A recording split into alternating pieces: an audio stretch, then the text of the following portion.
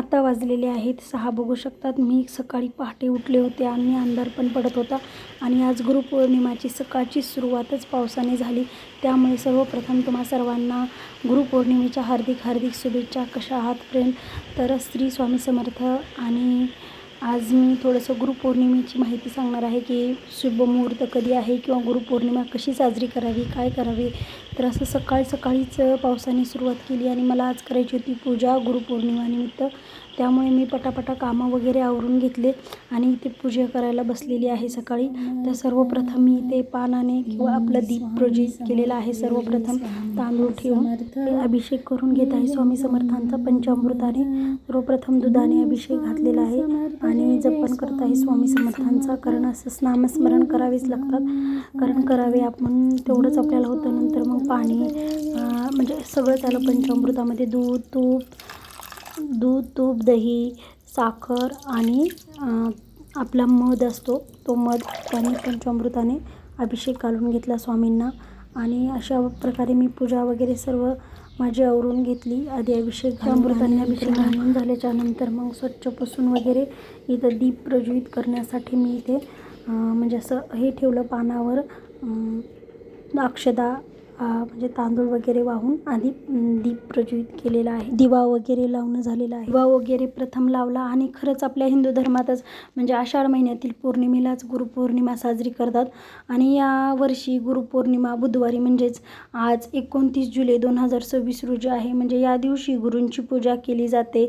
सामान्य शब्दात सांगायचे तर गुरु ही अशी व्यक्ती आहे जी आपल्याला ज्ञानाचा प्रकाश घेऊन म्हणजे ज्ञानाचा प्रकाश देऊन अंधारातून प्रकाशाकडे आणते, त्यालाच गुरु असे म्हणतात. कारण बघा तुम्ही आपल्या आयुष्यातला अंधार दूर करणारी व्यक्ती म्हणजेच आपले गुरु असतात. आपल्या आयुष्यातला अंधार दूर करणारे व्यक्ती म्हणजेच आपले गुरु असतात. तर मी आता इथे श्री स्वामी समर्थांची स्थापना करत आहे. कारण तर सर्वप्रथम मी पानावर हळदी कुंकू तांदूळ अक्षदा म्हणजेच अक्षदा वाहून छोटासा पाट आहे माझ्याकडे, त्या पाठावर स्वामी समर्थांना ठेवत आहे.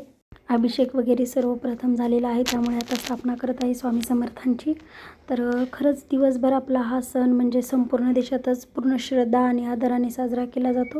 गुरुपौर्णिमेचं मुहूर्त तर सकाळी म्हणजे 28 जुलै रोजीच आहे. पौर्णिमा सुरू होत आहे तिथी 28 जुलै 28 रोजी म्हणजे सायंकाळी 6:21 म्हणजे 6:30 वाजता सुरू होणार आहे.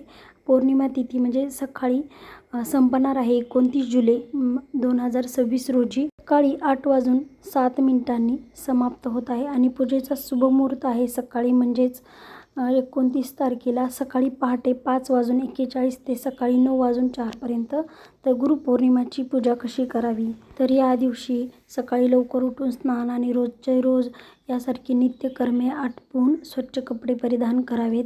आणि मी इथे आता सर्वप्रथम गणराजांची पूजा करत आहे. वक्रतुंड महाकाय सूर्यकोटी समप्रभा निर्विघ्ने कुरु मे देव सर्व कार्येषु सर्वदा. तर सर्वप्रथम गणेशांची इथे पूजा करून घेते गंध वगैरे लावून. आणि अतिशय म्हणजे प्रिय असणारे त्यांना दुर्वा खरंच खूप आवडते, तर दुर्वा आणि लाल फूल वाहून घेते गणेशांना. कारण खूप शुभ मानलं झालेले आहे.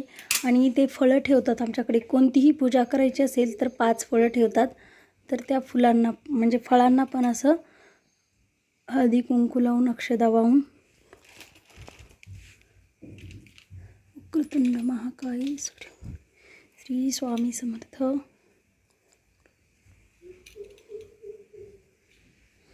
आणि अतिशय अप्रिय अशी दुर्वा गणेशांना अतिशय प्रिय अशी दुर्वा वाहून लाल फूल ठेवत आहे. तर इथे दिव्याला पण असं हळदी कुंकू लावून घेते. मग अशी पण घेतलं होतं मी पहिले आणि फूल पण वाहिलं दिव्याला. वक्रतुंड महाकाय सूर्यकोटी समप्रभा निर्विघ्ने कुरु मे देव सर्व कार्येषु सर्वदा. आणि कधीही गणपतीला दुर्वा वाहताना त्याचं बुड असतं ते शेवटी इकडं करायचं असतं आणि शेंटे असतात ते समोर करायचे असतात. आणि स्वामींना पण गंध लावून फूल वाहून अक्षदा आणि स्वामी समर्थांना अतिशय प्रिय असं बघू शकतात, कारण स्वामी समर्थांना तुळशीचे पाने आणि दुर्वा म्हणजे मंजुळा अर्पण करत आहे, कारण त्यांना प्रिय असं आहे. त्यामुळे फूल पण ठेवत आहेत. पूजा करून घेते आधी स्वामी समर्थांची. असं म्हटलेलं जातं की गुरु ब्रह्मा गुरु विष्णू गुरुदेव महेश्वरा गुरु साक्षात परब्रह्म तस्मै श्री गुरुवे नमः. ओम शांती. अशा प्रकारे पूजा पण झालेली आहे. पूजेची मांडणी झालेली आहे थोडीशी. आता इथे घट स्थापन करत आहे मी आता. त्यासाठी कळश भरून घेते आणि कळशाची पूजा करून त्यानंतर महाऋषी म्हणजे वेदस यांची प्रतिमेला सुगंधी फुले आणि हार अर्पण करावा आणि नंतर आपल्या गुरूंच्या दर्शनाला जावे. गुरूंना आसनावर सन्मानाने बसवून त्यांना हार घालावे. नंतर गुरूंना वस्त्र, फळे, फुले, हार आणि दक्षिणा म्हणजेच पैसे इथे मी ठेवलेले आहेत अर्पण करून आशीर्वाद घ्यावा. तर गुरुपौर्णिमेचे महत्त्व काय? तर धार्मिक मान्यतेनुसार प्राचीन काळातील थोर व्यक्तित्व आणि ब्रह्मसूत्र महाभारतात, श्री भगवते तसेच 18 पुराणे प्रचित महाऋषी वेदांचे यांचा जन्म आषाढ पौर्णिमेला झालेला होता. अशा प्रकारे झालेला आहे. तर वेदांचे 4 प्रकार हे मी एका व्हिडिओमध्ये सांगितलेले आहे, ते तुम्ही व्हिडिओ बघू शकता. तर 4 वेद कोणते? ते 4 वेद म्हणजे ऋग्वेद, अचुर्वेद, समवेद आणि अर्थवेद अशी 4 नावे दिल्यामुळे या वेदव्यास या नावाने प्रसिद्ध झालेले आहेत. तर 4 वेदांचे ज्ञान आपल्या वेशपायन म्हणजे समुतुल्यन, पेल आणि जोमुनी या शिष्यांना दिले जाते. तर हे ज्ञान अत्यंत दृढ आणि कठीण असल्याने त्यांनी पुराण हा 5वा वेद निर्माण केला. या पुराणामध्ये त्यांनी वेदाचे ज्ञान रचक गोष्टीचा स्वरूप समजून सांगितले. त्यांनी पुराणाचे ज्ञान आणि म्हणजे जे शिष्य असतात रोमहर्षण याला दिले. तर पुढे व्यासांच्या शिष्यांनी आपल्याला ज्ञानानुसार या वेदाच्या अनेक शंका आणि उपशंकामध्ये निषेधन केलेले आहेत. तर महर्षी व्यासन हे आपले आदिगुरु मानले जातात. तर या प्रसिद्ध गुरुपौर्णिमेचा सण व्यासांच्या जन्मदिवशी म्हणूनच साजरा केला जातो.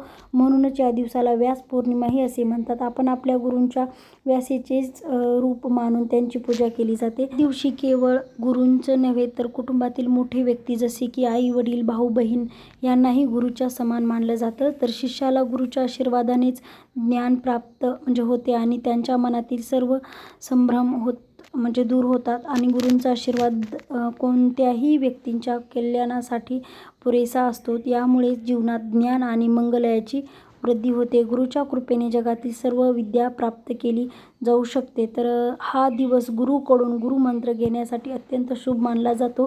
तर या दिवशी गुरुची सेवा करण्याला विशेष महत्त्व आहे. तर अशा प्रकारे गुरूंची सेवा केली जाते. तर अशा प्रकारे माहिती संपूर्ण आहे. तर व्हिडिओ जर आवडला असेल तर मी ते व्यवस्थित अशी पूजा केलेली आहे. ते घटस्थापना केलेली आहे.